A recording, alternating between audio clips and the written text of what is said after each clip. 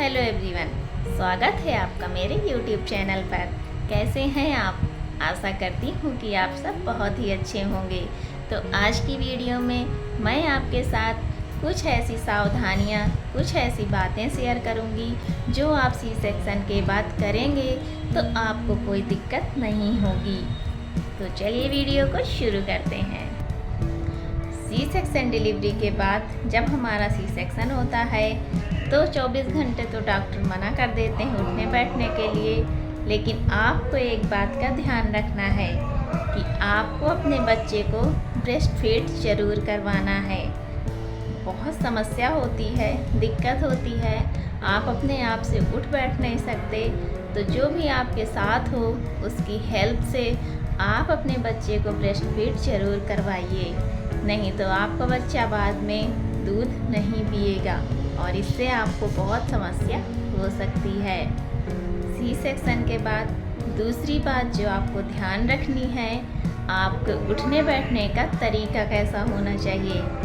आप सीधे मान लिया लेटी हैं तो आपको अचानक से उठना नहीं चाहिए। सबसे पहले आप धीरे से करवट ले लीजिए और बेड पे हाथ रखकर हाथ के सहारे आपको धीरे धीरे उठना है, क्योंकि टाँकों पर जोर नहीं पड़ना चाहिए।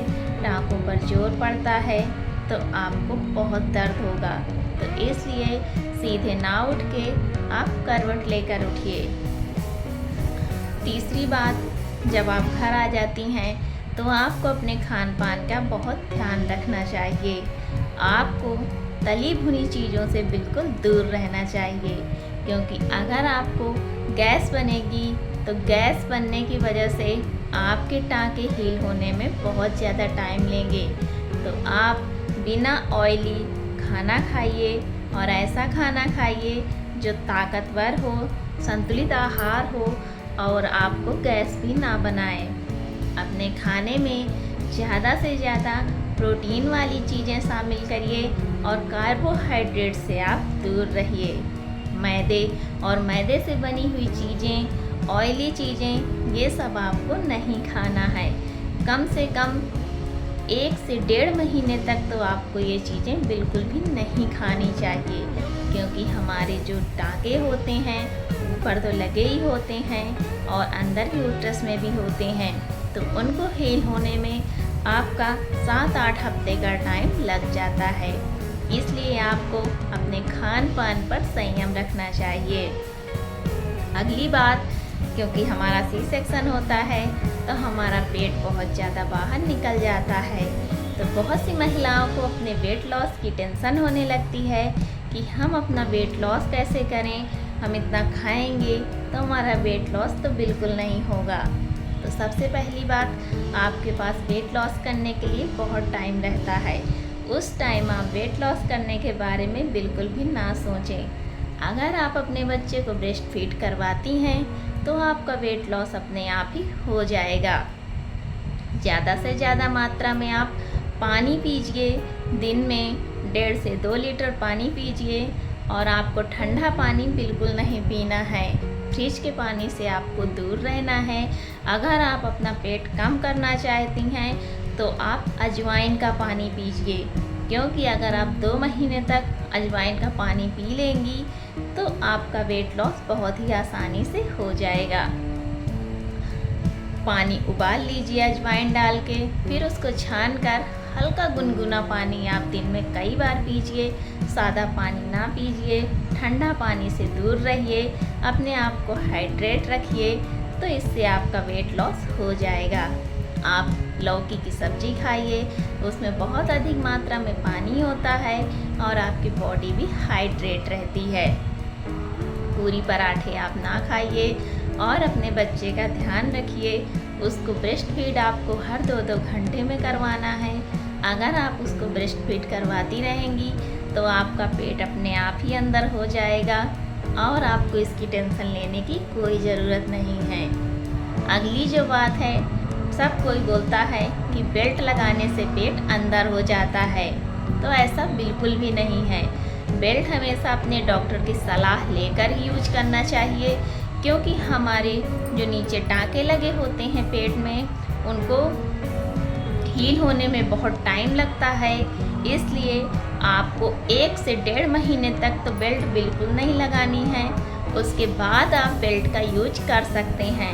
लेकिन हाँ, बेल्ट लगाने से आपका पेट अंदर नहीं होगा, बल्कि आपके कमर को सपोर्ट मिलता है, आपके टाँकों को सपोर्ट मिलता है, उठने बैठने में आपको दिक्कत नहीं होती है और आपको काफ़ी आराम फील होगा। दिन भर आपको बेल्ट लगा कर नहीं रखना है, बीच बीच में गैपिंग देते हुए आप बेल्ट लगा सकते हैं। आपका पेट अंदर बेल्ट से नहीं बल्कि आपके खान पान से होगा।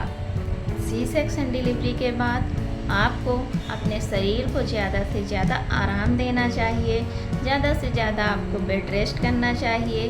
3 महीने तक कोई भारी काम ना करें, कोई भारी सामान ना उठाएं, क्योंकि टाँके अंदर भी लगे होते हैं तो उसमें दिक्कत हो सकती है। अपने आप को आराम दें। अब बात कर लेते हैं ब्लीडिंग के विषय में, क्योंकि जब हमारा सी सेक्शन होता है तो हमारी नॉर्मल डिलीवरी की तरह सी सेक्शन में भी ब्लीडिंग स्टार्ट हो जाती है। इसमें भी के 5-6 दिन तक आपको बहुत हैवी फ्लो होगा, उसके बाद ये धीरे धीरे नॉर्मल होने लगता है। लेकिन हाँ, 1 से 1.5 महीने तक ब्लीडिंग होती है, धीरे धीरे ये कम होती जाती है। आपको 1.5 महीने का टाइम लग सकता है।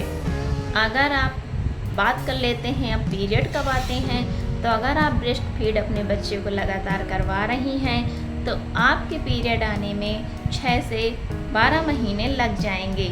लेकिन अगर आप ब्रेस्ट फीड नहीं करवा रही हैं तो आपके पीरियड 2 महीने के बाद नॉर्मल हो जाएंगे और पहले की तरह आपकी साइकिल नॉर्मल हो जाएगी और पीरियड टाइम पर आने लगेंगे। लेकिन ब्लीडिंग डिलीवरी के बाद आपको 1.5 से 2 महीने तक रहेगी और इसका अमाउंट धीरे धीरे कम होता जाता है। सबसे ज़रूरी बात, आपको ऐसा भोजन नहीं करना है जिससे गैस की समस्या होती है। आपको कब्ज से दूर रहना है, क्योंकि कब्ज होगी तो आपको बहुत परेशानी हो सकती है। इससे टाँकों में दर्द होगा, पेट फूलेगा तो आपको दिक्कत होगी। आप नॉर्मल भोजन करिए, संतुलित आहार खाइए और फाइबर युक्त भोजन करिए। अब बात कर लेते हैं डिलीवरी के बाद जो लड्डू खाए जाते हैं। आप लड्डू खाइए, लेकिन उसमें घी का सेवन कम मात्रा में करिए। फिर उसके बाद 1.5 से 2 महीने जब आपकी डिलीवरी के हो जाएं तो आप खूब आराम से खाइए। लेकिन अपने भोजन में आप दाल में 1-2 चम्मच घी का इस्तेमाल कर सकते हैं।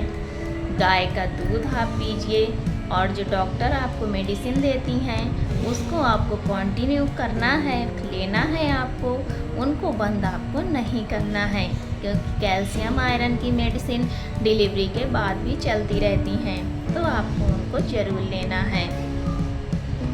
तो ये थी कुछ ज़रूरी बातें जो आपके साथ मैंने आज शेयर की। आई होप आपको इससे काफ़ी मदद मिलेगी। वीडियो अच्छी लगी हो तो वीडियो को लाइक करिएगा, चैनल पर नए हैं तो चैनल को सब्सक्राइब करिएगा। मिलती हूँ आपसे अगली वीडियो में, तब तक अपना ध्यान रखिएगा। धन्यवाद।